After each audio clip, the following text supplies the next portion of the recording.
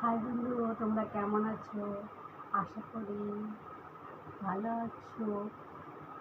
তো দেখো, আমি আর সারাদিন কী করেছি। সকালে 8:30টায় ঘুম থেকে উঠে তাড়াতাড়ি আমি হসপিটাল চলে গেলাম। এখানে আমার বাবা এসেছিল ডাক্তার দেখাতে। আর সারাটা দিন বাবার সাথে সময় মানে দিলাম, কথায় কি কেটে গেল। বাড়িতে আসলাম 7:45।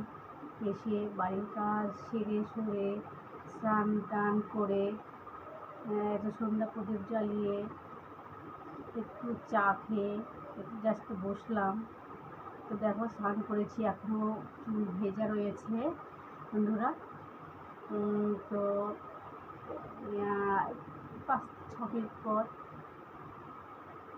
একটু